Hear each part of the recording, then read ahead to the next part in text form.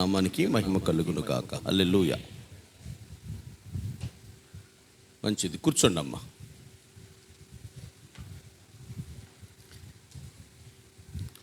ఆకాశమంతా నక్షత్రాలతో నిండి ఉన్నట్లు, సముద్రమంతా నీళ్లతో నిండి ఉన్నట్లు, ఎడారి అంతా ఇసుకతో నిండి ఉన్నట్లు, అడవులన్నీ చెట్లతో నిండి ఉన్నట్లు, ఈ ప్రాంగణమంతా దేవుని దయగల సన్నిధితో తేజస్సుతో నిండి ఉంది. హల్లెలూయా. చక్కగా పాడుతున్నారు పిల్లలు. మీరు పాడుతుంటే నేను ఆనందిస్తున్నాను. మీరు పాడుతుంటే నాకు కూడా పాడాలనిపిస్తుంది. ఆమేన్. పాడయ్యా, వద్దంటే మాత్రం మాంతావా? భరిస్తాం, ఓర్చుకుంటాం అండి అన్న వాళ్ళు స్తోత్రం చెప్పండి. నన్ను భరిస్తారా? నా పాటను ఓర్చుకుంటారా? అంత విశాల హృదయం మీకుందా? మొత్తానికి యథార్థ హృదయంతో ఒప్పుకున్నారమ్మా. చక్కగా సంగీత పరిచయ ద్వారా ప్రభువుని గణపరుస్తున్న యవ్వన బిడ్డలకు ప్రభునామములో నా దీవెనలు, నా వందన వచనాలు. బిడ్డల్ని ఇంకా దేవుడు ఆశీర్వదించును గాక.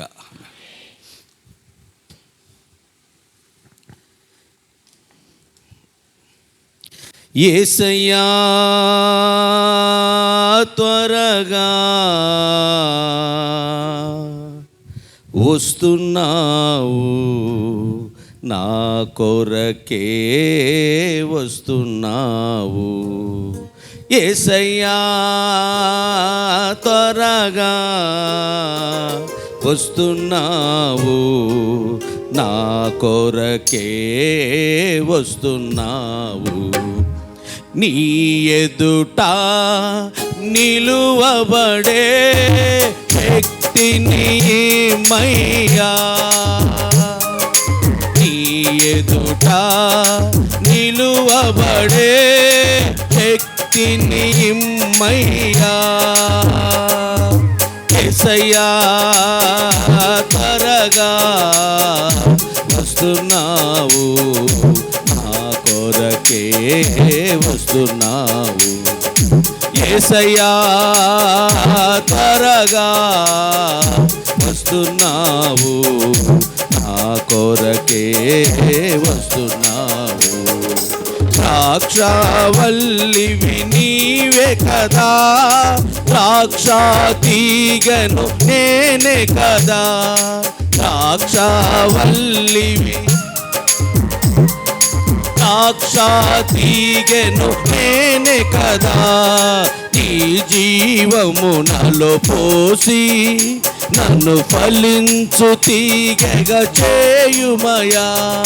నీ జీవము నాలో పోసి నన్ను ఫలించు తీగగా చేయుమయా.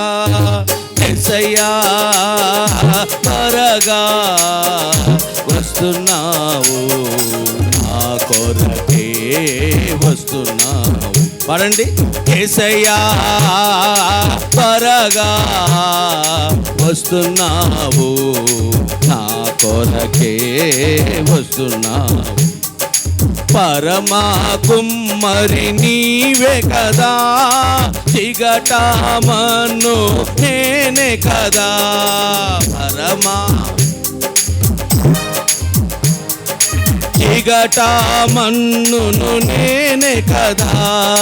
నీ హస్తము నాపై చాపి ఘనమైన పాత్రగా చేయుమయా. నీ హస్తము నాపై చాపి నన్ను ఘనమైన పాత్రగా చేయుమయా. యేసయ్యా త్వరగా వస్తున్నావు, నా కొరకే వస్తున్నావు. యేసయ్యా త్వరగా వస్తున్నావు, నా కొరకే వస్తున్నావు. గొర్రెల కాపరి నీవే కదా, గొర్రె పిల్లను నేనే కదా. గొర్రెల కాపరి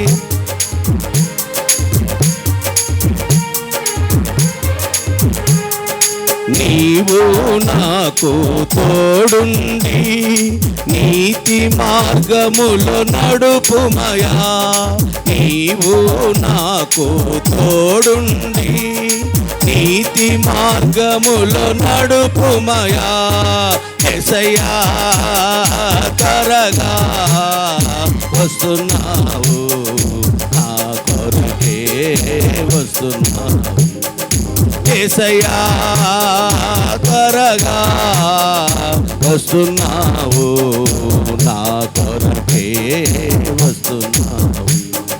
నీ ఎదుట నిలువబడే శక్తిని ఇమ్మయ్యా. నీ ఎదుట శక్తిని ఇమ్మయ్యా. నీ ఎదుట నిలువబడే శక్తిని, నీ ఎదుట నిలువబడే శక్తిని ఇమ్మయ్యా. యేసయ్యా త్వరగా వస్తున్నావు, నా కొరకే వస్తున్నావు. యేసయ్యా త్వరగా వస్తున్నావు, నా కొరకే వస్తున్నావు. నీ ఎదుట నిలువబడే శక్తిని ఇమ్మయ్యా.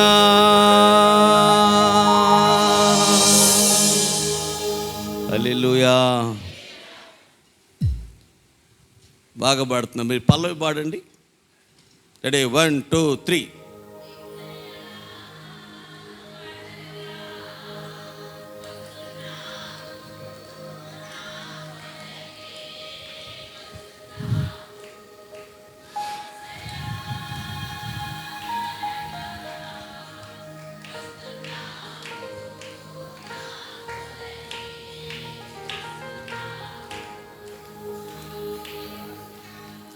నీ ఎదుట నిలువబడే శక్తిని,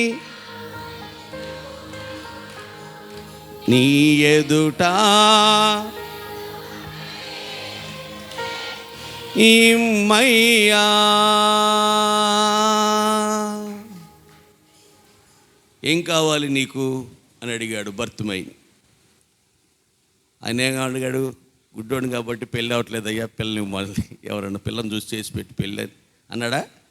అయ్యా గుడ్డోడు కాబట్టి రోజు అడుక్కుని బతకాల్సి వస్తుంది కాబట్టి ఏదైనా కాస్త ఆస్తిపాస్తులు ఏమైనా ఇస్తే కూర్చుని తినేస్తానయ్యా అన్నాడా? అయ్యా నాకు చూపు వస్తే అన్నీ వస్తాయి. మనం ఏం అడగాలి దేవుణ్ణి? నీ ఎదుట నిలబడే శక్తి కావాలి. We want power my lord.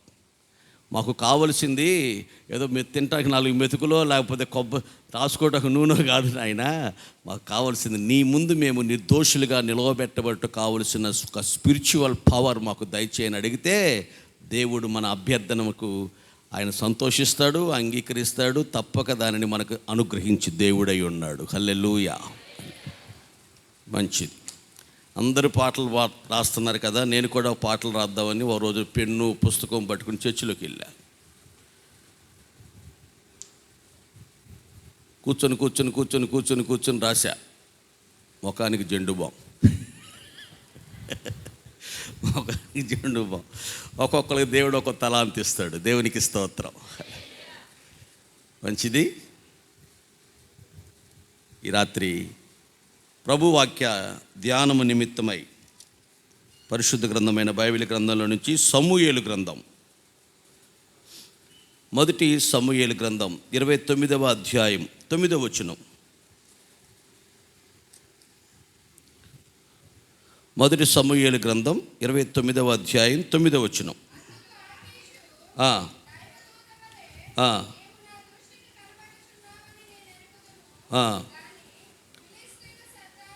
చాలరా తల్లి. 2వ సమూయేలు 14:17 కూడా. 2వ సమూయేలు 14:17.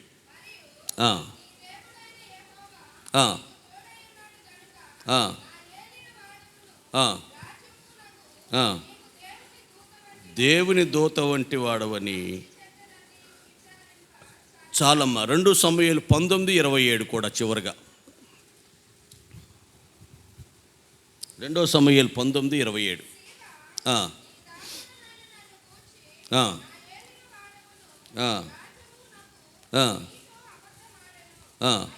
అయితే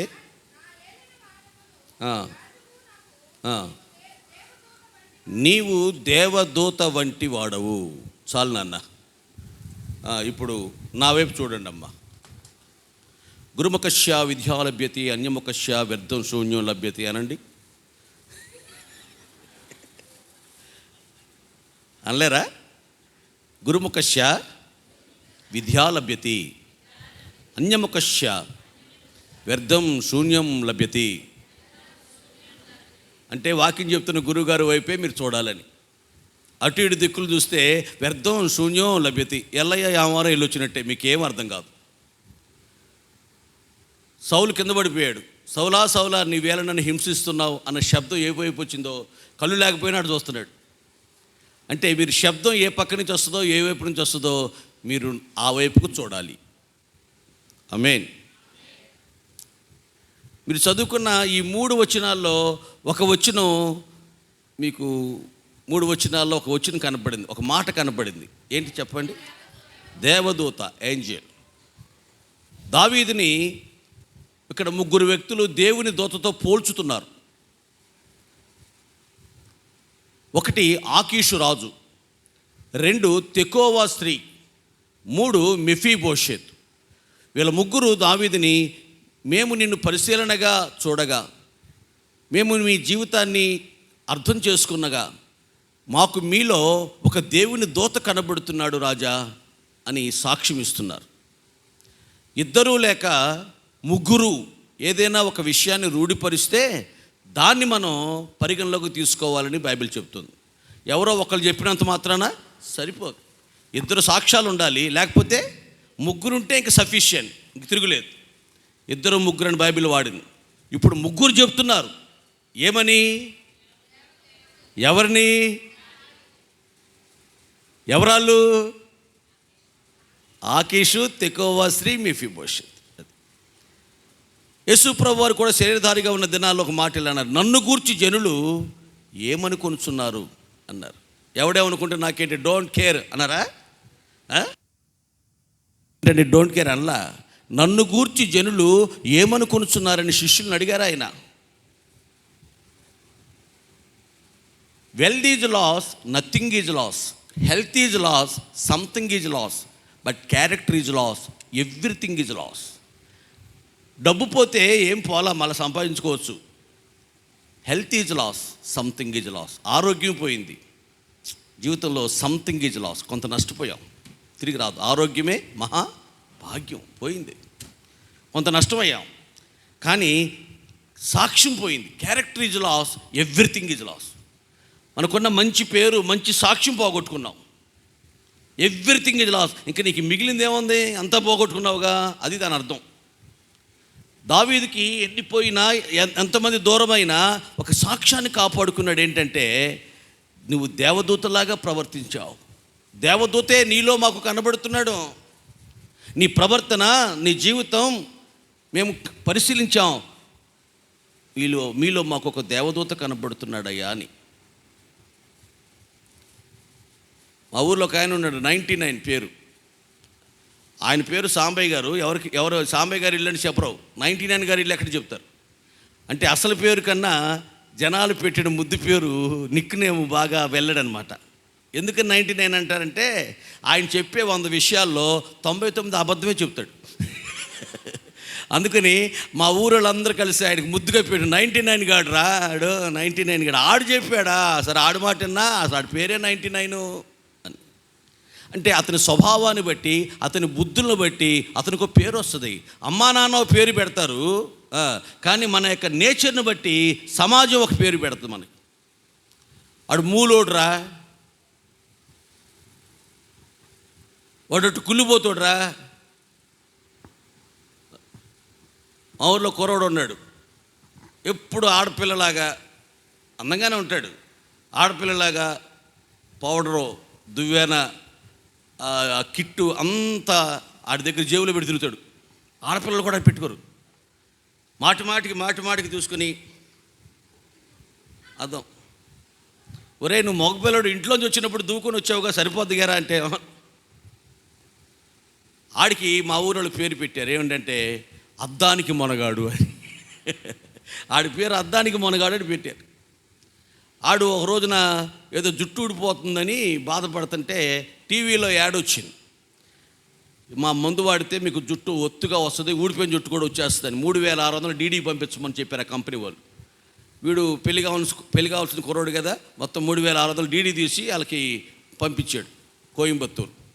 వాళ్ళు మందు పంపించారు కొరియర్లో, అది రాసుకున్నాడు, మొత్తం పోయింది. అసలు దూకుంటాకి ఒక పరకు కూడా లేదు.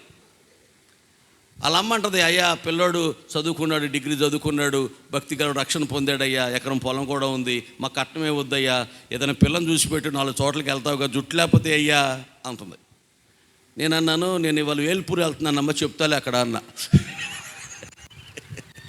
అక్కడ చెప్తాలేమ్మా, ఎవరికైనా మరి జుట్టు లేకపోయినా మా అమ్మాయిని ఇస్తామంటే కనుక వాళ్ళు రెడీగా ఉన్నారు. నా ఫోన్ నెంబర్ అయ్యగారి దగ్గర ఉంటుంది. జుట్టు లేకపోతే అయ్యా జుట్టు కొరుకు తింటావా, మా పిల్లని ఎత్తామని ఎవరైనా ముందుకు వస్తే కట్టం లేకుండా చేసుకోవడానికి వాళ్ళ అమ్మ రెడీగా ఉందమ్మా. అది అద్దానికి మొనగాడు. అంటే మన నేచర్ని బట్టి మనకు ఒక సమాజం పేరు పెడతాం.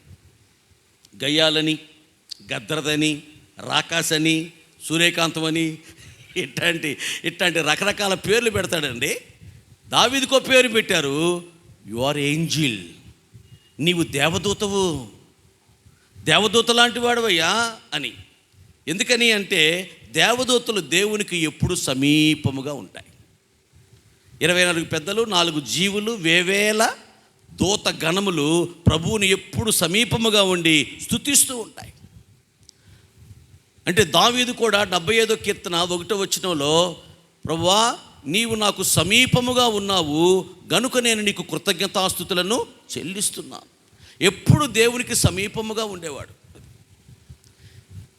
ఆయన ఎవరికి దూరముగా ఉండేవాడు కాడు అని ఏథెన్సు ప్రాంతంలో పౌలు గారు ప్రసంగిస్తూ మాట్లాడాడు. మోషే, నేను మీ మధ్యలో ఉండాలనుకుంటాను, నాకు ప్రత్యక్ష గుడారం కట్టు, నేను ఎక్కడో పరలోక సింహాసనం కూర్చోవాలని అనుకోవట్లా, మీ మధ్యలో ఉండాలి, మీ మధ్యలో సంచరించాలి, నేను మీకు తండ్రిగా ఉండాలి అని దేవుడు ఆశ. మనకు దగ్గరగా సమీపముగా ఉండేవాడు. ఎక్కడో దూరాన కూర్చునేవాడు కాదు, ఇక్కడ మన తలరాతలు రాసేవాడు కాదు. ఆయన మనతో ఉండాలని, మనలో ఉండాలని, మన మధ్యలో ఉండాలని ఆశపడే మంచి దేవుడు ఆయన. హల్లెలూయా. నువ్వు దూరం చేసుకుంటే తప్ప ఆయన దూరం కాడు. ఆయన దూరంగా ఉండాలనే ఆలోచన ఆయనకి లేదు. నీకు నాకు సమీపముగా ఎల్లప్పుడూ ఉండాలని ఆయన కోరుకుంటున్నాడు. కానీ అందరికీ సమీపముగా ఉంటున్నాడా? ఉంటే ఎందుకు మరి ఈ మాటలు? నువ్వు నాకు సమీపముగా ఉన్నావు అందుకు స్తుతిస్తున్నా అన్నాడు. అంటే అందరికీ సమీపముగా ఉన్నావు, నువ్వు నాకు ఉన్నావు అన్నాను. కాదు, నీవు నాకు సమీపముగా ఎందుకున్నావు? ఏం చేస్తే ఉన్నాడు? ఎవరికైనా దేవుడు సమీపంగా ఉండాలంటే ఆ వ్యక్తి ఏం చేయాలి? నిజముగా మొర్రపెట్టు వారికి దేవుడు సమీపముగా ఉంటాడు. 145 కీర్తనలో నిజముగా మొరపెట్టడం అంటే ఉత్తుగా కూడా మొరపెడతారా? బంభం ఉంటుంది, మంభం ఉంటుంది. మంభం అంటే మంచి బంగారం, బంభం అంటే బందర బంగారం. అమ్మా, మంచి బంగారం బందర బంగారం రెండు ఒకే రకంగా ఉంటాయి. అది నిజమైన బంగారమేనా? కాదు, ఉరికే అట్ట నిజమైన బంగారం లాగా కనపడేటట్లుగా వేసుకుని ఏదైనా ఫంక్షన్కి వెళ్తాం మనం. గౌరవంగా ఉంటారు, లేకపోతే కొంచెం నీచంగా చూస్తారని బందర బంగారం అయినా సరే మొత్తం వేసుకున్నాం. నిజమైన బంగారం కాదు అది. చుట్టం వచ్చాడట, 10 రోజులైన పోట్ల భార్యాభర్త ప్లాన్ వేసుకున్నారు, టపా కొట్టాడు, చుట్టం పోయాడు. వెళ్ళిపోతున్నానమ్మని వెళ్ళిపోయాక భార్య భర్త అడిగాడు, అదేంటమ్మాయి అట్ట ఏడిసావు, నేను నిజంగా కొట్టానా, అట్ట ఏడిసావేంటని. నేను మాత్రం నిజంగా ఏడిసానా అండి? అట్ట ఏడవపోతే ఆయన వెళ్ళడండి మొండోడు, అందుకని నేను అట్ట ఏడిసాను, నేను కూడా నిజంగా ఏడవలేదండి అంది. ఈ నిజంగా కొట్టలేదు, ఆయన నిజంగా ఏడవలే. ఈ లోపల చుట్టం మళ్ళీ లోపలికి వస్తూ అన్నాడు, నేను మాత్రం నిజంగా వెళ్ళిపోయానమ్మా. ఏదో అబ్బాయి నువ్వు కేకలేసుకుంటున్నారు కదా, కొంచెం బయటికి వెళ్ళి పేపర్ చదువుతావు. నేనేమో నిజంగా వెళ్ళిపోయాను, అమ్మ నాకు కూడా అన్నం పెట్టమ్మా అని కూర్చున్నాడు ఆ సిగ్గులేనోడు. అమ్మా కొన్నిసార్లు మనం చేస్తాం కానీ నిజంగా చెయ్యం. ప్రార్థన చేస్తాం కానీ హార్ట్ఫుల్గా చెయ్యం. నిజముగా మొర్రపెట్టు వారికి దేవుడు సమీపముగా ఉంటాడు. పురుషోత్తమ చౌదరి గారు పాట రాశారు, యెహోవా నా మొర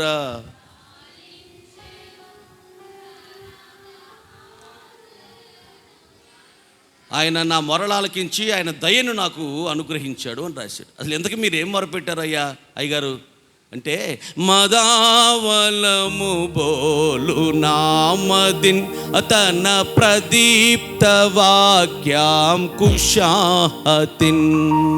మదావలము బోలు నామదిన్ తన ప్రదీప్త వాక్యాం కుషాహతిన్.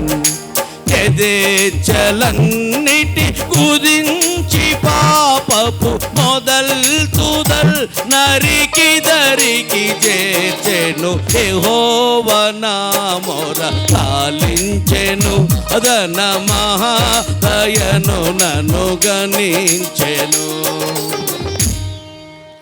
మదావలమును పోలి నా మది అంటే నా మనసు మదించిపోయిందయ్యా. నా మాట వింటలా. మదావలం అంటే మదపు టేనుగని. మదపు టేనుగు చెట్లు పాడేస్తుంది, ఆ తలతో అటు అటు ఇటు ప్రొక్లేన్లాగా మొత్తానికి చిన్న భిన్నం చంద్రబంధం చేసేది తెక్కొస్తే. నా మనసు నా మాట వింటలేదయ్యా, అల్లకల్లోలంగా ఉంది, అలజడిగా ఉందయ్యా, చేయకూడని పనులు చేస్తుంది, నష్టపోయే పనులు చేస్తుందయ్యా, ప్రయోజనకరమైన పనులు చేయట్లేదయ్యా. తన మనసును స్వాధీనపరుచుకున్నవాడు పట్టణాన్ని స్వాధీనపరుచుకున్న వాని కన్నా కూడా శ్రేష్ఠుడు. మనసును స్వాధీనపరుచుకు ఏ దేవుడు నిన్ను సృష్టించాడో ఆ దేవుని నీవు గణపరచలేదు, నీ మనస్సును నీవు అణుచుకోలేదు అన్నాడు బెల్షజరు విషయంలో. మనసును ఏం చేయలేదు బెల్షజరు? తాగాలనిపించింది, తాగేశాడు. అరే అవి దేవుని పరికరాలు, మనం తాగొచ్చా? దేవుని కోపం వస్తుంది ఆలోచన లేదు. ఏది మనసుకి ఏది తోస్తే తెలిసేయడమే, చూడాలనిపిస్తుంది చూసేస్తాం. పాస్టర్ గారు భార్యను కొట్టాడు. ఏంటంటే పాస్టర్ గారిని కొట్టారా, కొట్టొచ్చా అని అడిగారు. ఆయన అన్నాడు, బుద్ధిహీనుల వీపునకు బెత్తమే తగ్గిందిగా అన్నాడు. బుద్ధిహీనుల వీపునకు బెత్తమే తగ్గింది కదా, అందుకే కొట్టానయ్యా. నీకు కొట్టాలనిపిస్తే కొట్టేయటం, తిట్టాలనిపిస్తే తిట్టేయటం. నా మనసు నా మాట ఎంటలా, మనసుకి ఏదో చేస్తున్నాను. అలాంటి మదావలమును పోలిన నా మదిని అయ్యా నీ ప్రదీప్త వాక్యము చేత అంటే మావటివాడు ఏనుగును తోలుతున్నప్పుడు అంకుశం పెట్టి పొడుస్తాడు. అంకుశం కింద పడిపోయింది అనుకోండి, ఆ ఏనుగు ఏం చేస్తాయి అంటే తన తొండంతో అంకుశాన్ని తీసుకుని పైన కూర్చున్న మావటివాడికి అందిస్తుంది. తీసుకోయ్యా అంటే ఇంకా పొడువయ్యా అని. అయ్యా నా మనసు నా మాట ఇంట్లో పొడుగు వాక్యం చేత సరిచేయి, వాక్యం చేత గద్దించు, వాక్యం చేత శిక్షించు, వాక్యం చేత ఆ దండము చేత నన్ను దండించు. ప్రదీప్త వాక్యాం కుషాహతిన్.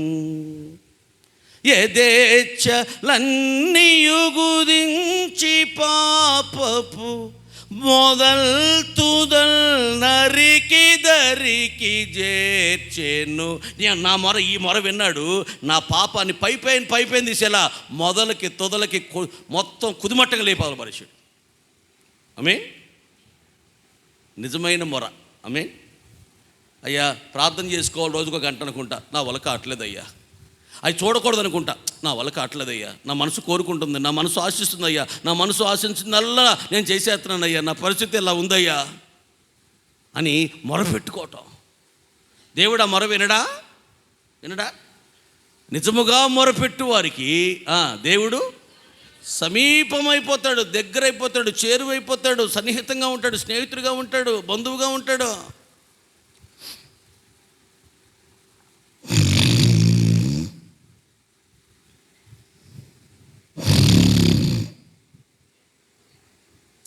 అటు ఇటు తిరిగావా, అల్లరి చేసావా, నేను నీ ముక్కు కోసేస్తా. నీ ముక్కు కోసేస్తే నీకు పెళ్ళం రాదు, పెళ్ళి అవదు. అప్పుడు మీ అమ్మ కోడలేని ఎత్త గుణవంతురాలు అవుద్ది. ఏ కోడలే లేకపోతే మీ అమ్మని అందరూ ఏమీ విమర్శించరు, గుణవంతురాలు అయిపోతావు. అర్థమవుతుందమ్మా?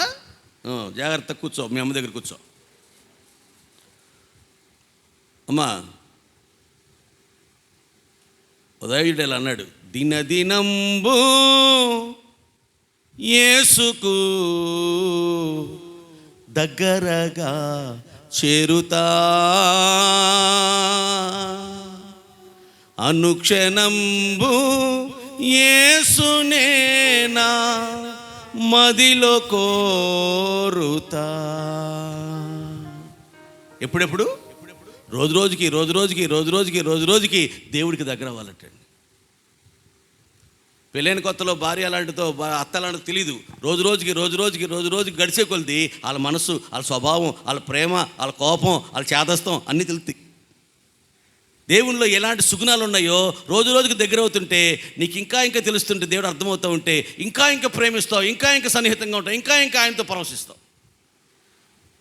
దినదినము దేవునికి దగ్గర అవ్వాలి. దైవవాక్యం, జీవవాక్యం అనుదినంబు చదువుతా. ఎప్పుడెప్పుడు?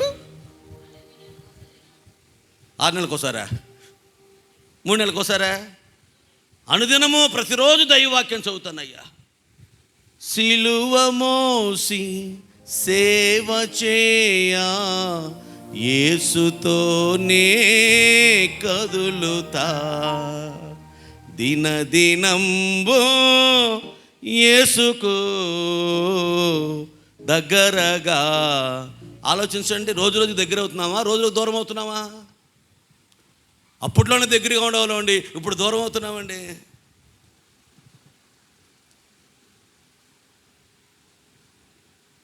తండ్రి అని నే పిలువగా, తనయుడాయని తాబల్కును,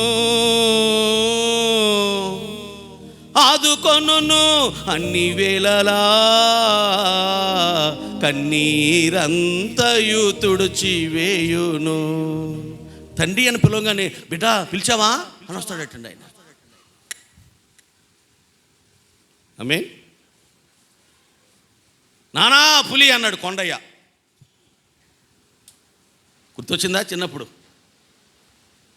ఏం చేశాడు తండ్రి? పరిగెత్తుకుంటూ వచ్చాడు. మళ్ళా నానా పులి అన్నాడు. మళ్ళా పులి లేదు, గిలి లేదు, పులి లేదు, గిలి లేదు అన్నాడు. మళ్ళీ ఏమన్నాడు? నానా పులి అన్నాడు. ఈసారి రాలా. కొండయ్య లేడు, గెండయ్య లేడు. అక్కడ కొండయ్య లేడు, గెండ ఎప్పుడు తినేసి. నువ్వు ఎప్పుడు పిలిచినా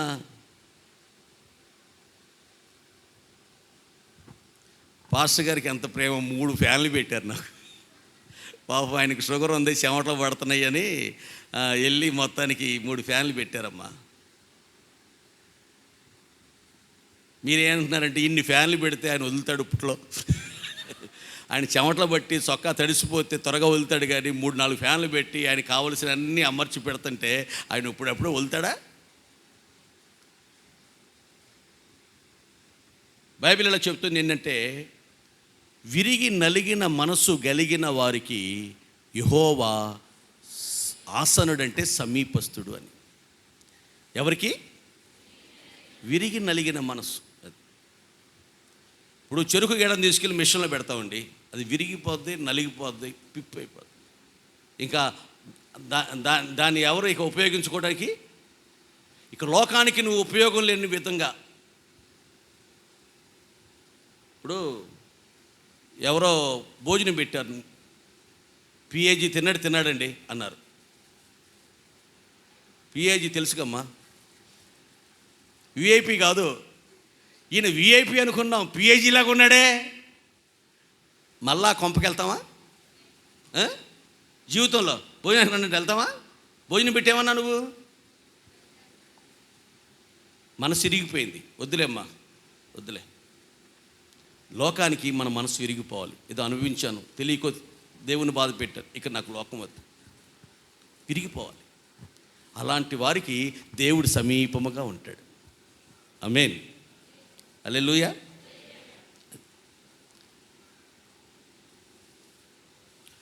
ఇదివరకు నా చిన్నప్పుడు జుట్టంతా తెచ్చి ఇక్కడ పెట్టేవాళ్ళు, కొప్పు అనేవాళ్ళు.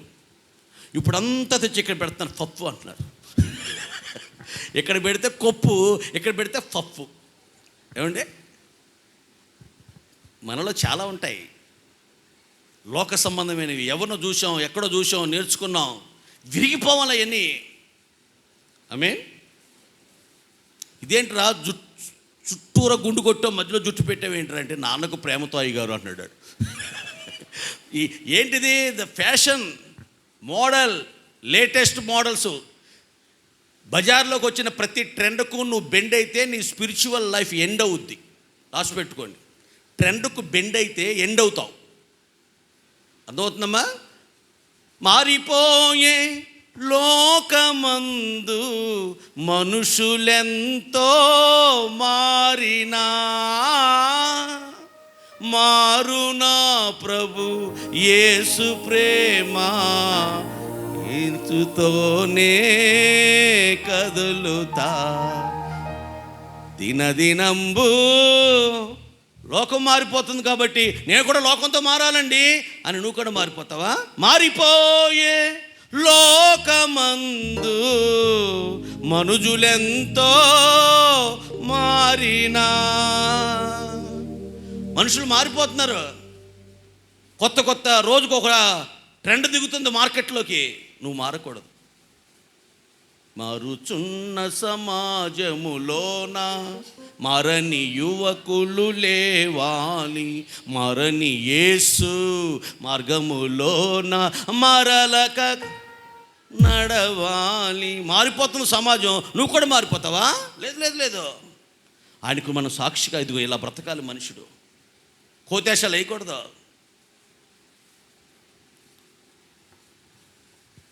ఆమేన్.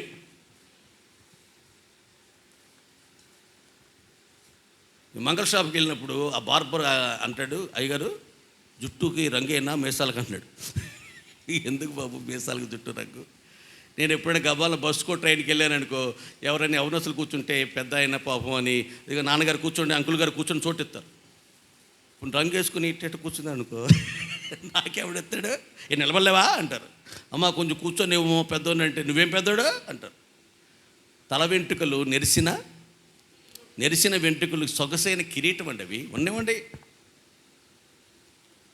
కుర్రోళ్ళా కనబడ్డ ప్రయత్నం ఎందుకు? ఒక ఆవిడ ఫోన్ చేసింది, అయ్యగారు మా నాన్నగారి దగ్గర నుంచి మీరు వాక్యం చెప్తూనే ఉన్నారు మీటింగ్లో, నేను చిన్నప్పటి నుంచి నా జుట్టే మెరిసిపోయింది, మీ జుట్టు మెరిసిపోలేదంటే ఫోన్ చేసింది. టీవీ ప్రసంగికుడికి. ఆయన ఏమన్నాడంటే,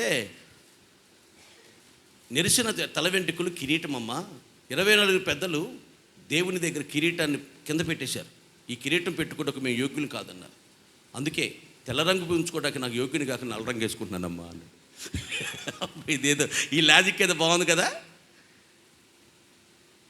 మనసు విరిగిపోవాలి. వాటిపైన వీటిపైన మనసు ఉండకూడదు. ఇక ఒకప్పుడు ఉండేదండి వాటిపైన మనసు, ఇప్పుడు విరిగిపోయిందండి. అవి తినాలని, అనుభవించాలని, అక్కడికి వెళ్ళాలని, ఇక్కడికి వెళ్ళాలని, ఏ చూడాలని, ఈ చూడాలని, ఏవేవి సంపాదించాలని, వెనకేసేయాలని, ఇలాంటి మనసు ఒకప్పుడు ఉండేదండి. నాకు విరిగిపోయింది. ఇక ఇప్పుడు లేదు. విరిగి నలిగిన మనసు.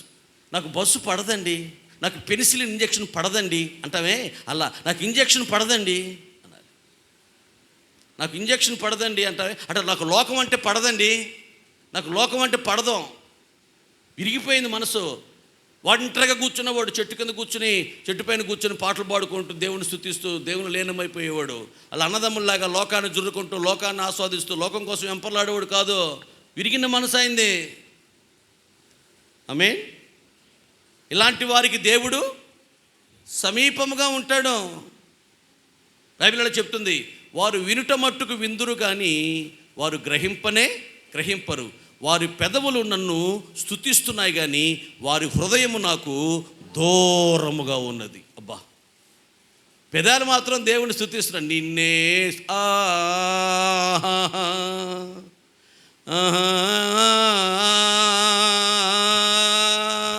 అబ్బా, పెదాలు బాగా స్తుతిస్తున్నాయి కానీ హృదయం మాత్రం దూరంగా ఉందట. God's knows everything. దేవునికి అన్నీ తెలుసు. నీ హృదయంలో ఏం పెట్టుకున్నావో, ఎలాంటి కోరికలు, ఎలాంటి ఇచ్చలు, ఎలాంటి అభిలాషాలు, ఎలాంటి ఆశలు పెట్టుకున్నావో అన్నీ తెలుసు ఆయనకి. పెదాలతో మాత్రం స్తుతిస్తున్నారు, హృదయాలు మాత్రం నాకు దూరంగా పెట్టుకున్నారు.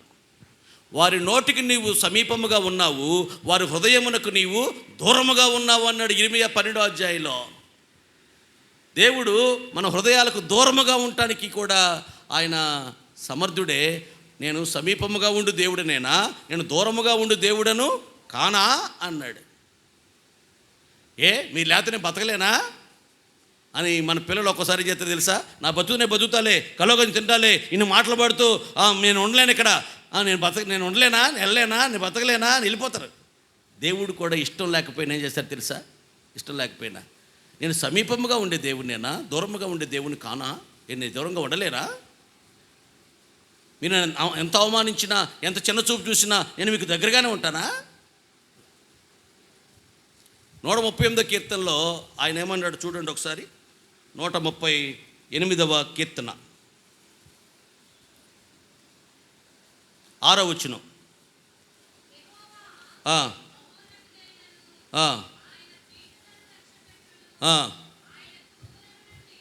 దూరము నుండి గర్విష్ఠులకు ఎలా ఉంటాడటండి ఆయన, దూరంగా ఉంటాడట. గర్వ హృదయం కలిగిన వారికి ఎలా ఉంటాడు, దూరంగా ఉంటాడటండి.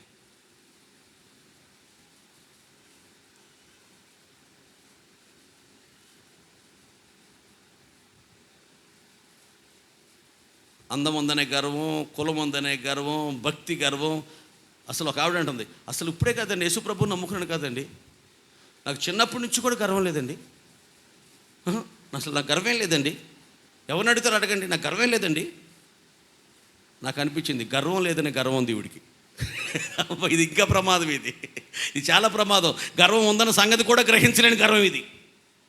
నాకు అసలు గర్వం లేదండి అంటుంది. అయ్యా నా హృదయంలో ఏమన్నా గర్వం చోటు చేసుకుందేమో నాయన, అయ్యా నా దృష్టి తీసుకొస్తే సరే అంటలా, నాకు అసలు గర్వం లేదండి. గర్వ హృదయులందరికీ యెహోవా ఏయుడు, దూరంగా ఉంటాడంతే. దావీదులో సింహాలు చీల్చివేసిన ఏమీ లేదు, గొల్యాతును సంహరించిన, తంబురతో సితారతో వాయిద్యంలోంచి రాజులో ఉన్న దెయ్యాన్ని వెలగొట్టిన.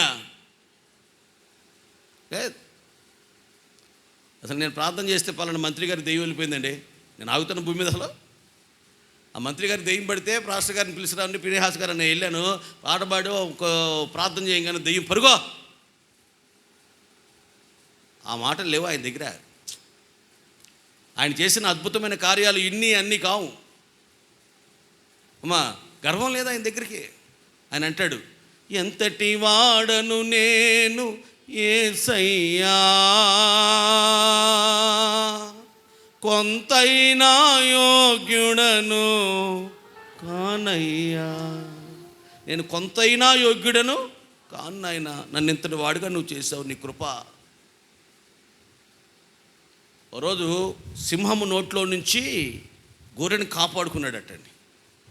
లోపలికి వెళ్ళిపోయింది, మింగేసేదే కొన్ని క్షణాలు అయితే గబగబా గబగబా గబగబా ఆ లోపలికి చేయి పెట్టేసి అది లోపలికి వెళ్ళిపోకుండా కాపాడుకున్నాడు. అయితే ఆ కూరలు, ఆ పళ్ళు గాయాలు అవుతాయి కదండి, ఆ గాయమైన గొర్రెలను దొడ్డులో కట్టరు, దొడ్లో ఉంచరు, వాటి ఇంటికి తీసుకెళ్ళి బాగు చేసి కట్లు కడతారు. కాపరు చేసే పని అది. ఒక వారం 10 రోజులు గాయాలు తగ్గేదాకా దాన్ని కొంచెం ప్రత్యేకంగా చూస్తారు.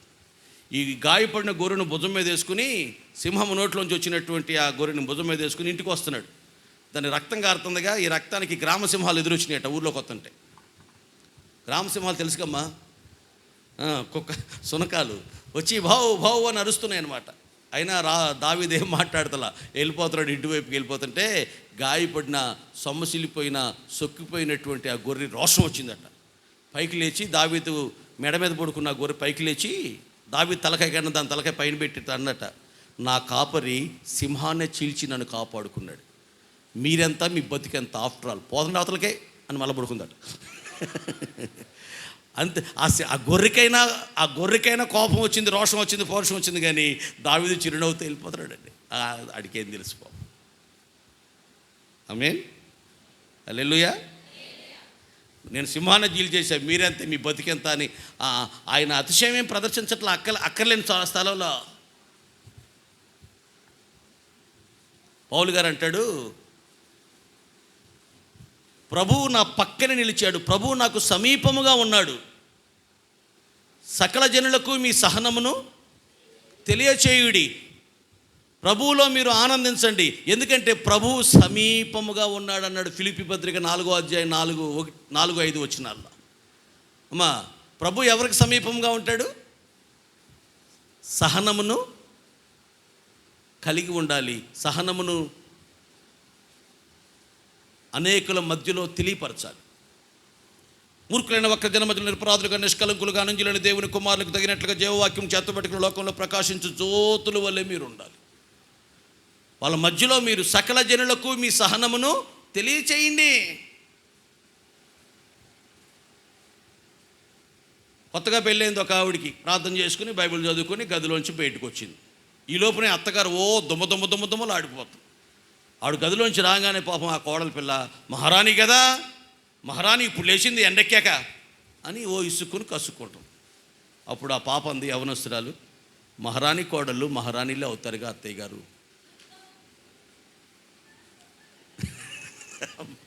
ఏముంది? మహారాణి కోడళ్ళు మహారాణిలే అవుతారుగా అత్తయ్య గారు. ఎంత ఓరిమితో, ఎంత సహనంతో సమాధానం చెప్పిందమ్మా. ఎందుకు తెలుసా?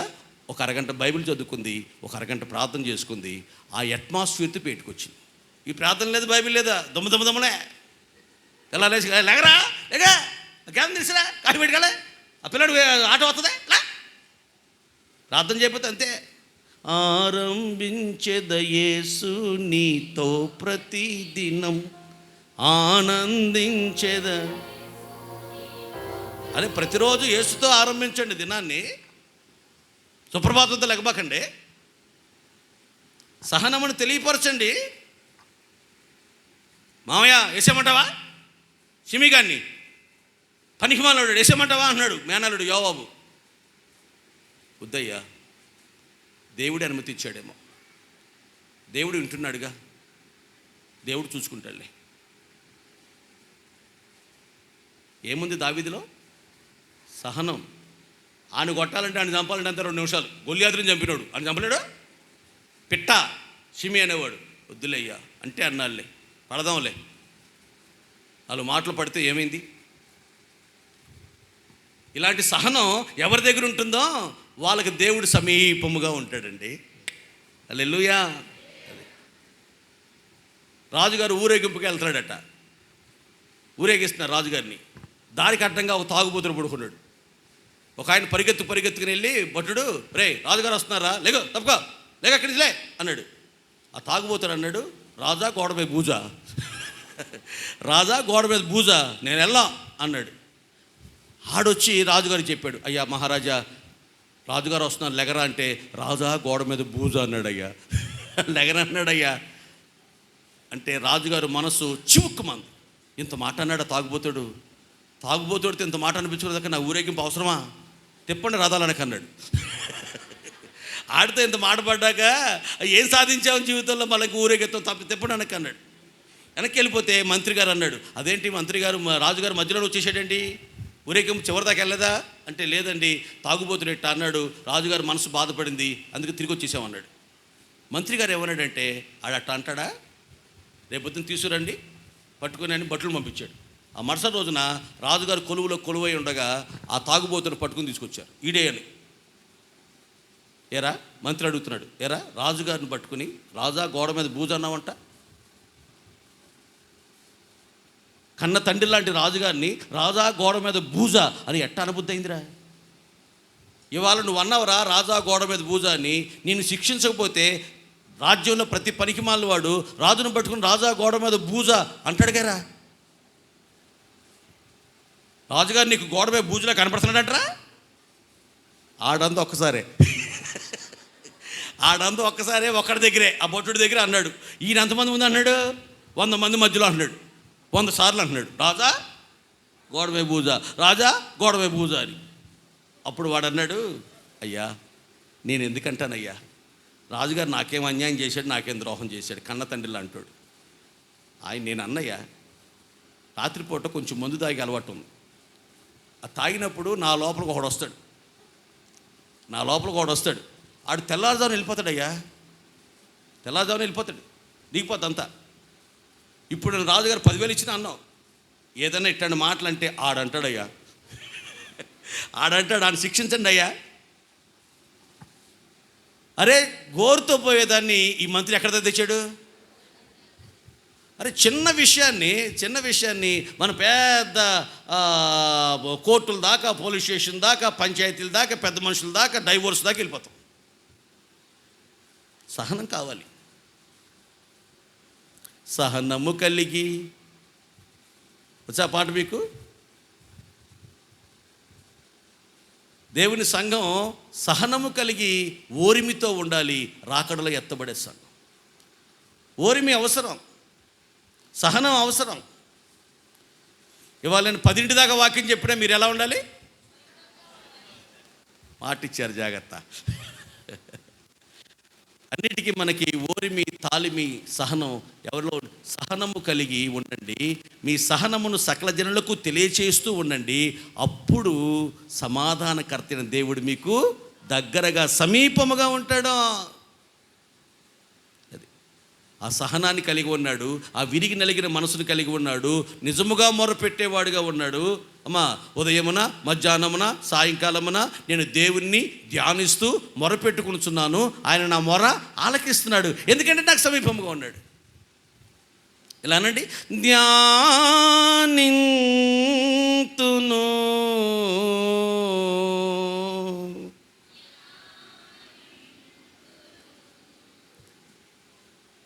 మీరు పాడరమ్మా. విద్వత్తంచున్న ప్రత్తంచున్న ఐవత్తుల్యం కదాచిన అనమన్నాను మిమ్మల్ని ఏమన్నా నేను? సంస్కృత పదాలు ఏమైనా అనమన్నానమ్మా, లేదా ఇంగ్లీష్ హిందీ అనమన్నానా? ధ్యానింతును 4 అక్షరాలు, అది అనలేరా? అటు చూస్తున్నారండి నాయకు మీరు. ధ్యానింతును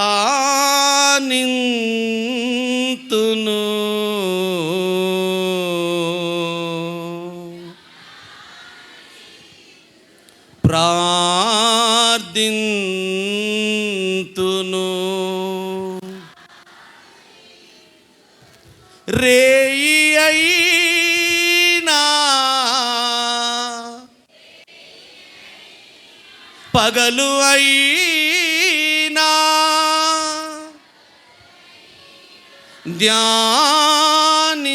ధ్యానింతును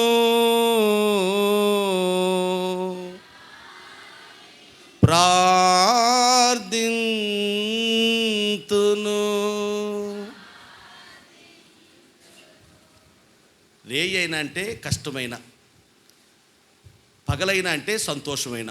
సంతోషంగా ఉన్నా, హ్యాపీగా ఉన్నాగా, ఇంకెందుకు ప్రార్థన అనుకోని నేను పగలైనా ధ్యానిస్తా, రేయైనా ధ్యానిస్తా. కష్టం వచ్చినా, సుఖం వచ్చినా, ఏ పరిస్థితుల్లోనైనా, కష్టకాలమైన, సంతోషకాలమైన ధ్యానింతూ ధ్యానింతూ ధ్యానింతూ ధ్యానింతూ. ఎప్పుడెప్పుడు? శీతాకాలమైన, వేసవకాలమైన, వర్షాకాలమైన ధ్యానింతూ. పోయే కాలమా? మీరు భలే వల్ల. నేను శీతాకాలం, వర్షాకాలం అంటే మీలో పోయే కాలమైన ధ్యానిస్తానంటే. ఒక ఆయన అన్నాడు, పెట్టెలో పెట్టే వరకు, నేను మట్టిగా మారే వరకు ధ్యానించేదా యేసురాజా నిన్నే. అంటే మీరంతా కూడా కరెక్టే. పోయే కాలం వచ్చినా ధ్యానిస్తాను, చచ్చిపోయేదాకా, చివరి క్షణం దాకా నేను దేవుని ధ్యానిస్తాను.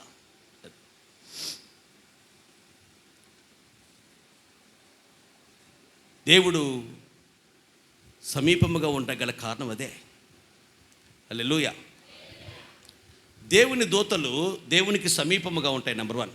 2, దేవుని దూతలు తృప్తి కలిగి ఉంటాయి. ఎన్నాళ్ళు మన్నా పెట్టినా, మన్నాయేనా, ఎప్పుడు మన్నాయేనా, యుగాలు, తరతరాలు, ఏళ్ళ తరబడి ఇదే తినాలా? నాకు ఈ 3 రోజులు వండిన కూర వండకుండా వండుతున్నారమ్మా. వండిన కూర మళ్ళా పెట్టట్లే నాకు. కొద్ది రోజులు తిన్నారు పాపం ఇశ్రాయేళ్ళు. చవిసారం లేనిది మాకు వద్దులే ఇవి అని అసంతృప్తిగా, తృప్తి లేని వారుగా మిగిలారు. దేవుడు మనకి ఏది ఇస్తే అది మంచిది అనుకో. నేను ఒకసారి చార్లెస్ జాకబ్ గారని విజయవాడలో దైవజనుడు ఉంటే, ఆయన పెద్ద సంఘం, 10,000 సంఘం, వాకింగ్ చెప్పడానికి వెళ్ళా.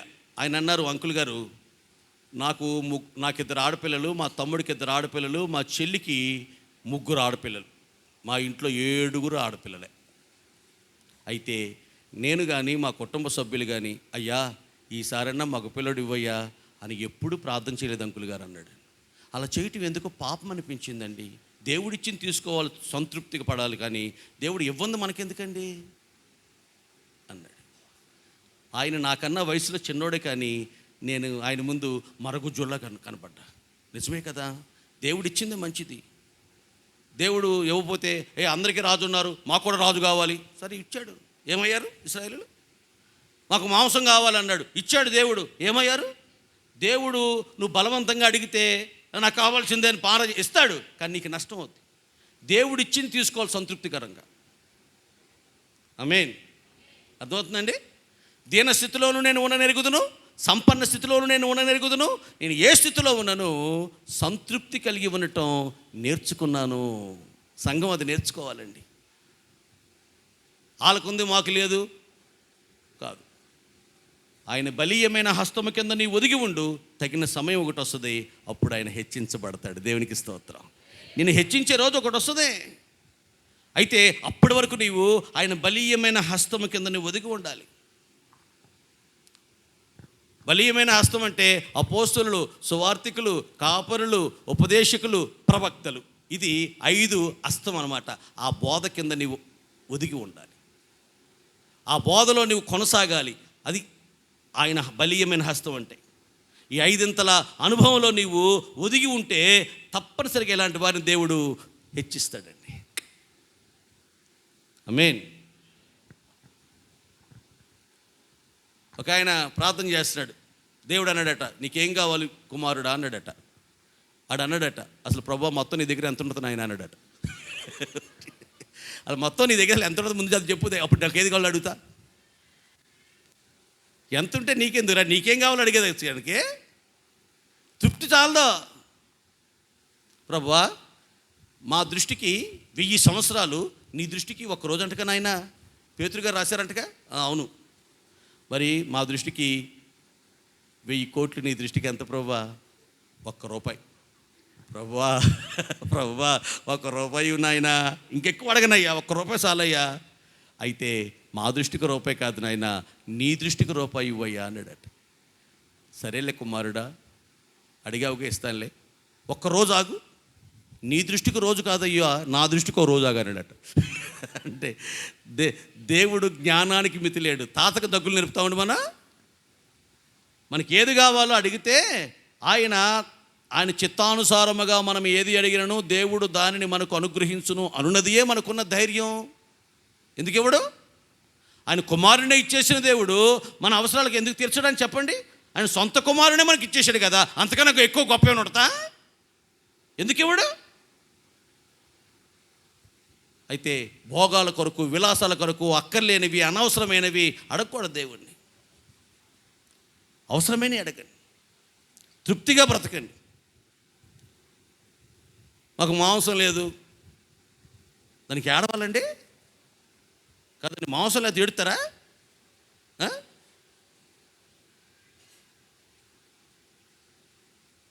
నాకు తోటకూర సొరకాయ పప్పు వేశారమ్మా.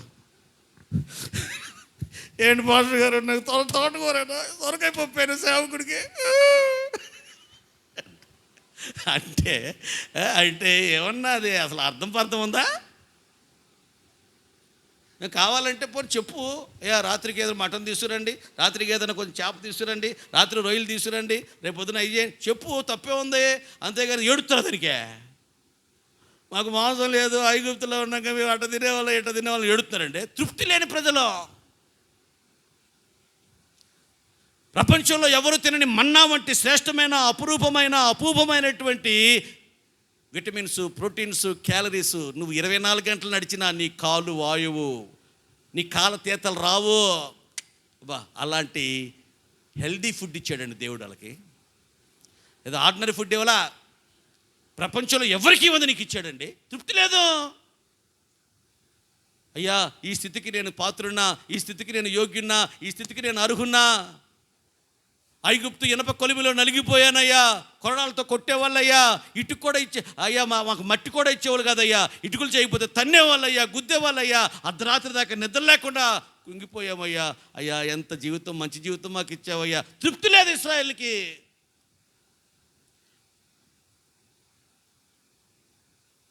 ఇవాళ పస్తులు పడుకున్నాడు ఉన్నాడండి. గతంలో కార్తీక మాసాలు ఉండేవి. అప్పుడు దాదాపుగా సగం మంది బిడ్డలు పస్తులు పడుకునేవాళ్ళు, నూకల కోసం వెళ్ళేవాళ్ళు. కడుపు నిండా తిండుండేది కాదు ఆ రోజుల్లో. మా అమ్మ వారానికి ఒకసారి ఇడ్లీ వేసేది. ఆ రోజు మాకు ఎదురు చూసేవాళ్ళు, రేపు ఆదివారం రా అమ్మ ఇడ్లీ వేస్తుందిరా అని. పెద్ద పండగ మాకు. ఆ ఇడ్లీలో మళ్ళీ చట్నీలు ఉంటాయా? చట్నీలు ఉండే కదా, పంచదార ఆవకాయ పచ్చడి వేసేవాళ్ళు. ఇప్పుడు చట్నీ, ఆ చట్నీ ఏమో తిరగమూత పెట్టాలి, కొంచెం ఉట్టి చట్నీ కాదు, కొంచెం కారపొడి, అందులో నెయ్యి, కొంచెం ఈ రకరకాలు పెట్టాలి. ఏంటమ్మా ఇడ్లీ ఒకటేనా, ఇవాళ ఉప్మా చేయలేదా, ఒకటే సింగిల్ షిఫ్ట్నా? అబ్బో ఏంటమ్మా ఏం చేసావు ఇవాళ? అట్లా నువ్వు మీ ఆయన తినండి, డబ్బులు ఇట్టి 50 రూపీస్ అక్కడ తింటా. పిల్లలమ్మా తృప్తి లేదు. నువ్వు మీ ఆయన తినండిలే, మేము జంక్ ఫుడ్ తింటాం. పాములు ఉంటాయి ఏంటో పాములు, ఏంటమ్మా ఏమంటారు దాన్ని, పాముల్ని నూడిల్స్ అంట, ఆ పాములు తింటాం, పానీపూరి తింటాం.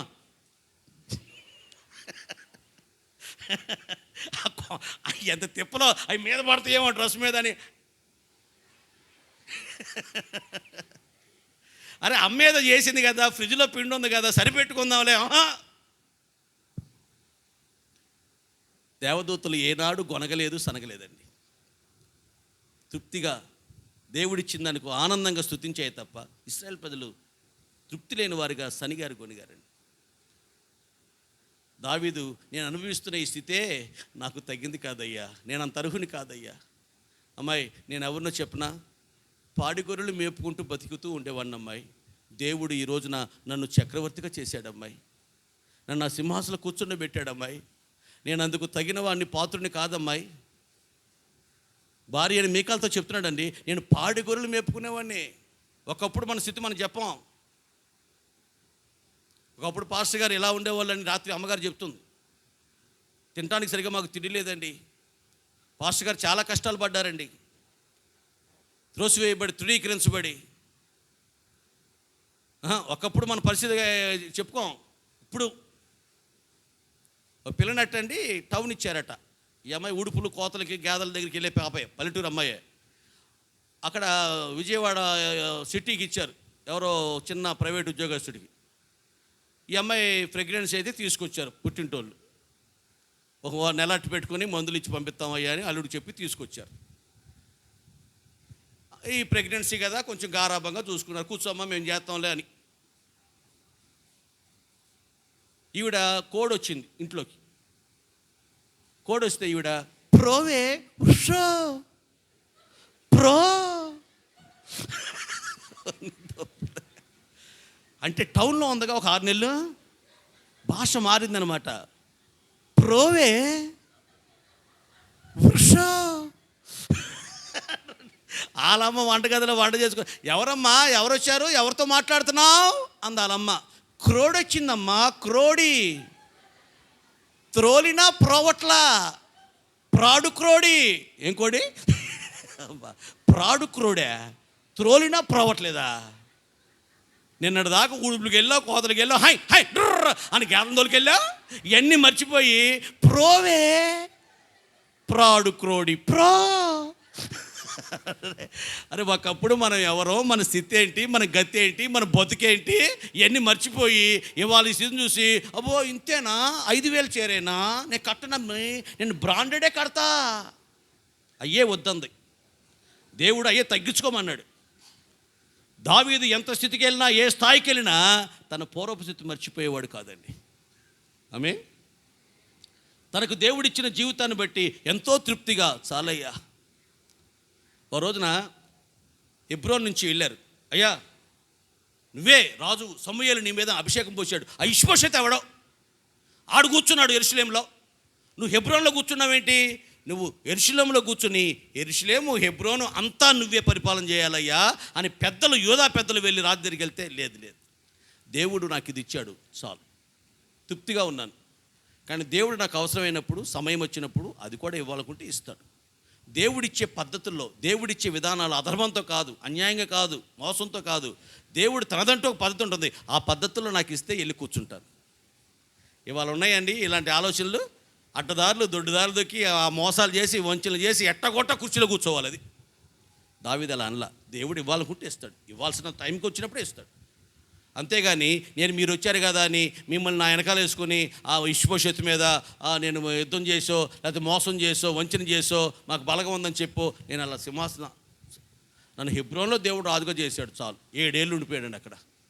యెరూషలేములో 33 ఏళ్ళు ఉన్నాడు, మొత్తం 40 ఏళ్ళు ఉన్నాడు. 7 ఏళ్ళలో ఎప్పుడు కూడా నేను హెబ్రోన్కి ఎందుకు పరిమితం అవ్వాలి, ఈ చిన్నదైనా నాకు యెరూషలేము పట్టణం క్యాపిటల్ కావాలి, నేను ఆ పెద్ద సింహాసనం ఎక్కాలి అని ఎప్పుడు ఏనాడు కూడా దేవుని యొక్క చిత్తం లేకుండా అడుగులు వేయలేదండి.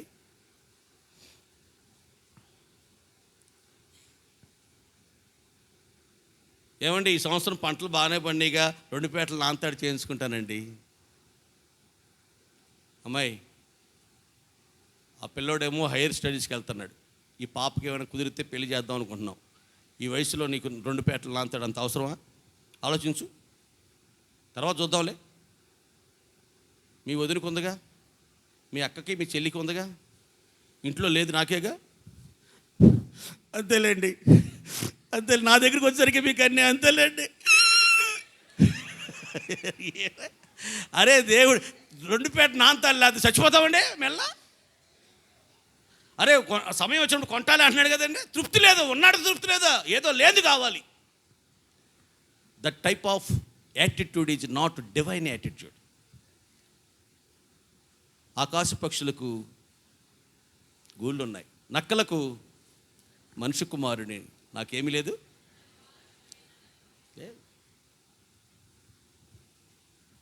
అవని అంతా ఆయనదే అయినా స్థలమేది.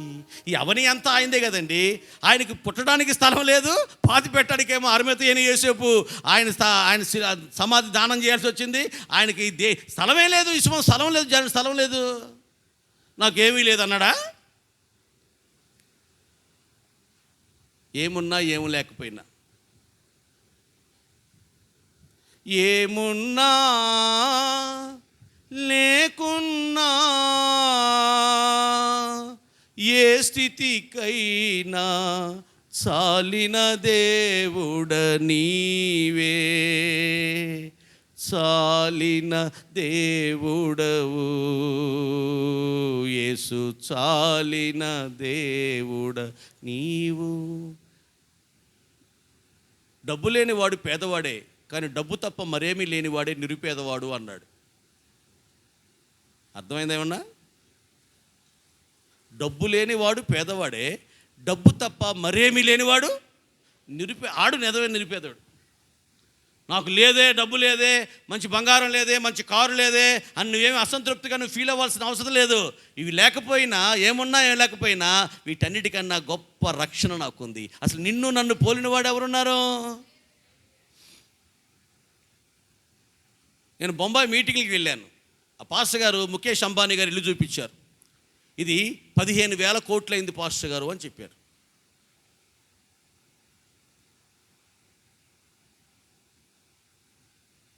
మీరు ఎట్టా పెట్టారండి మొఖాలు? ఆఫ్టర్ ఆల్ అంతేనా? మా అటాచ్డ్ బాత్రూమ్కి అయినంత ఖర్చు అనమాట. అంటే 15,000 కోట్లు అంటాడు ముఖేష్ అంబానీ గారి ఇల్లు. మొట్టమొదటి నెల కరెంటు బిల్లు 71 లక్షలు వచ్చిందట. ఆయన భార్య పుట్టినరోజుకి 318 కోట్లు పెట్టి సెల్ ఫోన్ గిఫ్ట్ ఇచ్చాడట. మీ ముఖాల్లో ఒకరికైనా ఎక్స్ప్రెషన్ రావట్లేదంటమ్మా అని ఒకళ్ళు అంటలేదు? అయ్యా ఇవన్నీ మాకు రోజు రొటీనే. ఎన్ని ఉన్నాయి అసలు పాడేసా. ఆ 318 కోట్లు ఆ ఫ్రిడ్జ్ మీద అక్కడక్కడ ఎత్తుకుంటే మా ఇంట్లో బోళ్ళు ఉంటాయి. మా ఇంట్లోకి వెళ్ళి ఎత్తుకోవాలి కానీ డ్రాయర్ సొరుగుల్లో ఇట్టాడు సెలవు బోళ్ళు ఉంటాయి అన్నట్టు పెట్టారమ్మా మీరు మొక్కలు. మీ బిల్డప్ పట్ట ఉందమ్మా. అమ్మో మీరు తక్కువలు కాదమ్మా వేల్పూరులో. 318 కోట్ల ఒక సెల్ ఫోను. నేను అనుకున్నాను నా యేసయ్య నన్ను 12 గుమ్మములా పట్టణమే నాకు కట్టబెట్టినావా,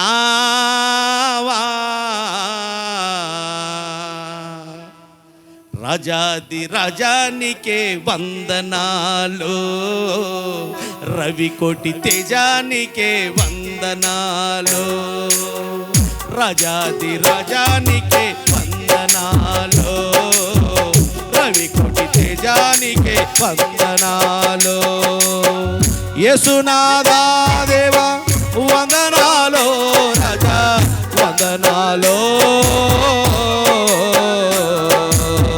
రాజాది రాజానికే వందనాలు, రవికోటి తేజానికే వందనాలు, రాజాది రాజానికే వందనాలు, రవికోటి.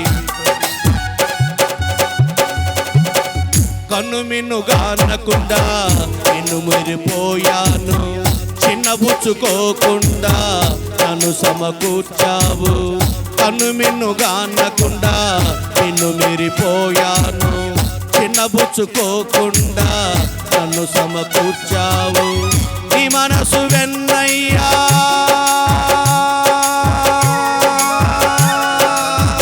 నా కన్న తండ్రి నా యేసయ్యా,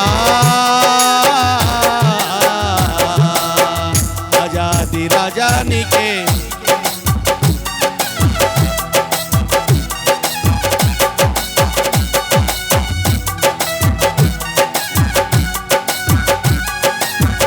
రవికోటి తేజానికే.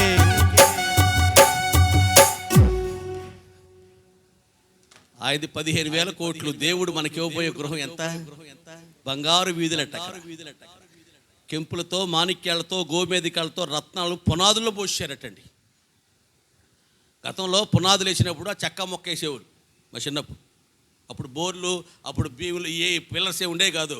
ఆ పునాదుల్లోకి పగలగొట్టే గోళ బాలు చెక్క మొక్క వస్తాయే అవి పడేసేవాళ్ళు. అందులో పైకి వచ్చేసరికి కొంచెం మంచి రాయి కట్టేవాళ్ళు. పునాదుల్లోనే ఏం పోసాడు? ఆ పునాదుల్లోనే రత్నాలు, కెంపులు, మాణిక్యాలు, గోమేధికాలు, వైడూర్యాలు ఇలాంటివన్నీ పునాదుల్లో పోసాడు దేవుడు మన ఇంటికి. అర్థమవుతుందండి? ఆయన చూసి అసూయపడాలా? ఆయన చూసి జాలి పడాలా? అమ్మో 15,000 కోట్ల 71 లక్ష కరెంటు బిల్ల, మరి నీళ్ళు అంతకన్నా ఉందిగా. అసలు నీ భాగ్యం ఎంత గొప్పదని చూసుకున్నావు అనుకో. ల్యాప్టాప్లో ఎంత నా భాగ్యం ఎంత గొప్పది, ల్యాప్టాప్ పేలిపోద్ది. ఈటెక్కిపోయి ల్యాప్టాప్ ఒక పొగ వచ్చేస్తామండి అందులో, అంత గొప్పది. ఆమేన్. అర్థమవుతుందండి? అంత శ్వాసాన్ని పెట్టుకుని నాకు అది లేదు, నాకు ఇది లేదు. ఏంటిది? దేవుడు మనల్ని ఉంచిన సమయంలో, స్థలములో, ఆ అనుభవాల్లో, ఆ పరిస్థితుల మధ్యలో సంతృప్తికరంగా ముందుకు సాగిపోదుము కాక. 3 7 ఉన్నాయి. సిద్ధపడే వచ్చాంలే అయ్యా. 2-3 రోజుల నుంచి నీ వ్యవహారం మాకు తెలిసిందిలే అయ్యా, మేము సిద్ధంగానే వచ్చాం కానీ అన్నట్టు చూస్తారు మీరు. ఇప్పుడే కొత్తగా వచ్చిన ఇవాళ ఫస్ట్ మెసేజ్ కాదు కదయ్యా. నిన్న మొన్న భరించావా లేదా? నిన్న ఈరోజు 2 అయినాయమ్మా. దేవదూతల లక్షణాల్లో చాలా చెప్పాలి కానీ ఒక 7 చెబుదాం అనుకుంటున్నా. చెప్పనా? దేవదూతలు తన సౌందర్యమైన, రమణీయమైన, మనోహరమైన వాటి ముఖములను కప్పేసుకుంటాయి, కనబడవు. 2 చేతులతో ముఖం కప్పుకుంటాయి, 2 చేతులతో పాదాలు కప్పేసుకుంటాయి, 2 చేతులతో ప్రభువును స్తుతిస్తూ ఉంటాయి రెక్కలతో. ఏ ముఖం బాగోదా? బాగుంటుంది, అందుకే కప్పేసుకున్నాయి. చాలా అందంగా ఉంటుంది. పెళ్ళికూతురు ఎలా ఉందండి? దేవదూతలాగా ఉంటుందండి. పెళ్ళికూతురికే వంక పెట్టక్కర్లా, దేవదూత అనరు. స్టెఫెన్ ముఖము దేవదూత ముఖము వలె దగ దగ దగ దగ దగ ప్రకాశించిందట. అందానికి మరో పేరు, వంక పెట్టలేని అందం అది. అంటే వాటికున్న యోగ్యతల్లో గొప్ప యోగ్యత అందమే. ఆ అందాన్ని 10 మందికి ప్రదర్శించదు, దాచిపెట్టేస్తాయి. అసలు దేవుని సన్నిధిలో అసలే ప్రదర్శించవు, దాచేస్తాయి. వికారంగా ఉండవు, చూడలేట్టుగా ఉండవు. నీకు ఏదైనా యోగ్యతలు ఉంటే అది ఏదైనా కావచ్చు, అది నువ్వు దేవుని సన్నిధిలో దాచిపెట్టాలి. ఆమేన్. 14 సంవత్సరాలు ఒక విషయాన్ని దాచిపెట్టాడు పౌలు గారు. ఒక మనుషుని నేను ఎరుగుదును. ఎవరైనా? ఆయనే. నేనే అనలా. ఏంటనుకున్నారు మనం? మూడో ఆకాశంకి వెళ్ళాం అన్నాడా? అసలు మనకైతేనా పొద్దున్నే లేకంగానే 10 మంది చెప్పేస్తాం దర్శనం వస్తే. అయ్యారండి ఇట్లాంటి దర్శనం వచ్చిందండి, దీనికి అర్థం ఏంటండి? నువ్వే అడుగమ్మ దేవుణ్ణి. దర్శనం వచ్చింది దేవుడు కళ అర్థం చెప్పలేడా? అయ్యగారు వచ్చాడు, అయ్యగారు మరి ఎట్లాంటి కళ వచ్చింది, దర్శనం వచ్చింది రాత్రి, దీని అర్థం ఏంటి, దీని బాగుండి ఉపవాసం కనుక్కుని నాకు చెప్పండి దేవుణ్ణి. ఆయన తేరగా ఉన్నాడు మీకు దర్శనాలు. ఒక ఆవిడకి దర్శనం వచ్చిందటండి. టీవీ ప్రసంగికి ఫోన్ చేసింది, అయ్యా నాకు మామిడికాయలు కనబడుతున్నాయి అయ్యా కల్లో అని. అమ్మా అయితే దేవుడు తప్పకుండా నీకు గర్భఫలం ఇస్తాడమ్మా అన్నాడు. అయ్యా నాకు 70 ఏళ్ళు అయ్యా అంది. ఆయన అన్నాడు, నువ్వు అలా విశ్వాసం లేకుండా మాట్లాడబాకమ్మా, 90 ఏళ్ళ షారాకి ఇవ్వలేదా? 90 ఏళ్ళ షారాకి ఇచ్చిన దేవుడు 70 ఏళ్ళు నీకు ఇవ్వలేడమ్మా అన్నాడు ఆ టీవీ ప్రసంగికుడు. ఈవిడంది, 90 ఏళ్ళ షారాకి ఇచ్చాడంటే 100 ఏళ్ళ అబ్రహాం ఉన్నాడు గయ్యా. మరి మా ముసలాయన చచ్చిపోయి 10 ఏళ్ళు అయిపోయిందయ్యా అంటే ఆయన అంటున్నాడు, కన్యమరియ గర్భమున పురుష సంపర్కం, పురుషుడు లేకుండానే దేవుడు గర్భఫలం మరీకి ఇవ్వలేదమ్మా, అలాగే మీ ఆయన లేకపోయి గర్భిస్తాడమ్మా. మామిడికాయలు కనపడి అంటే నీ గర్భఫలం కన్ఫామ్. ఇట్లాంటి మోసగాళ్ళు ఉంటారు అమ్మా. మోసపోయే వాళ్ళు ఉన్నంత వరకు మోసం చేసేవాళ్ళు ఉంటానే ఉంటారు. అది నువ్వెవరో తెలియదు, బాగా ట్రోలింగ్, మా బ్యాంక్ అకౌంట్. మరి నీ సంఘానికి 10,000 వస్తారు, 5,000 వస్తారు, 3,000 వస్తారు కదా, వాళ్ళ దశంబాగా వాళ్ళ కానుకలను ఏం చేస్తున్నా, వాళ్ళు చిన్న సంఘాలు కూడా వాళ్ళు కూడా నీకు పంపించాలా? బుర్రేం పని చేయట్లా, నీకు సేవకుడు కాదు నువ్వు. మీ సంఘానికి 10,000 వస్తున్నారు, 20,000 వస్తున్నారు, ఎంతమంది వస్తున్నారని చెప్తున్నావు కదా. అక్కడ 10 మంది, 20 మంది, 30 మంది, 50 మంది కష్టపడి సంపాదించుకుంటే, ఇదిగో మా బ్యాంక్ అకౌంట్ మీరు మాకు పంపించండి, ఒక స్పాన్సర్ చేయండి ఒక ప్రోగ్రామ్ కంటే, ఈ ఎరిగొర్రెలు ఏం చేస్తున్నారు అంటే అక్కడ పంపించేస్తున్నారు.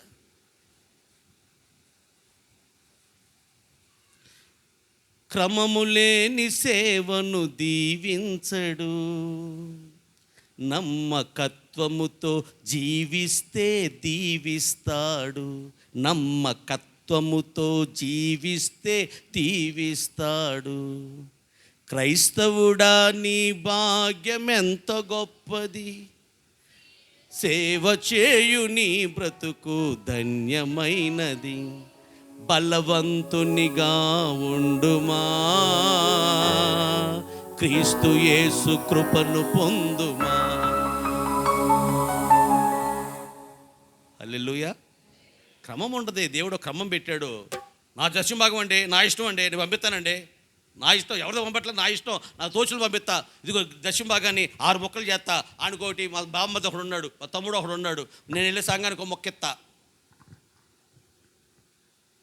అక్రమము చేయి వారులారా, ఒక క్రమము లేని వారులారా, ఎన్నాళ్ళున్న క్రమము నేర్చుకోని వారులారా, ఎల్లప్పుడూ వినుచున్నను సత్యమును గూర్చిన అనుభవ జ్ఞానము ఎప్పటికీ పొందలేని వారులారా, దుష్టులను దయ చూపించి ధర్మక్షేత్రంలో చేర్చుకున్నను వారు నీతిని నేర్చుకోరు అన్నాడు యెషయా గ్రంథం 26. నీతి ఎప్పుడు నేర్చుకోరు? ఇంకా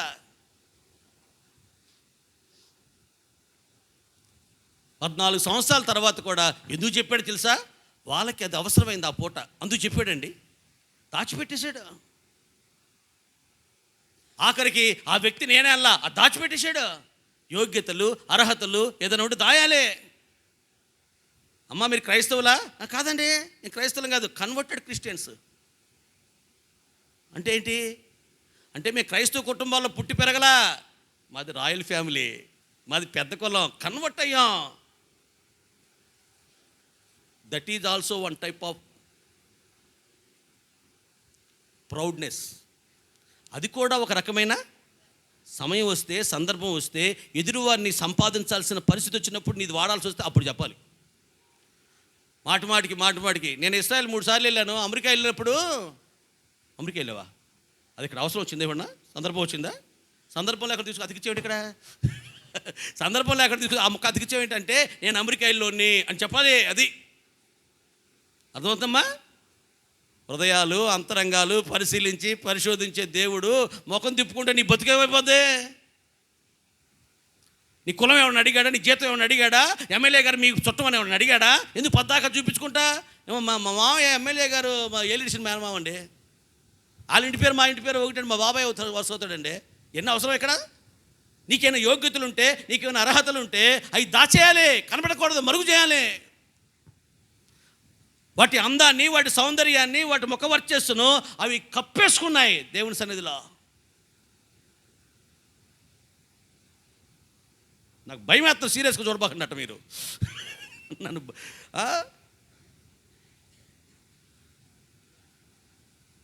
పరమగీతాల గ్రంథంలో ఏదో ఉంటుంది, భీకర రూపిణియకు ఈమె ఎవరు? భీకర రూపిణిలాగా ఒక్కొక్కళ్ళు అట కొర్ర చూస్తున్నారు. అది అవసరమైతే, సందర్భం వస్తే, అది దేవునికి మహిమైతే, ఇతరులకు ప్రయోజనకరమైతే చెప్పు, తప్పు లేదు. ఆ ఉద్దేశం తప్పు. మాటికి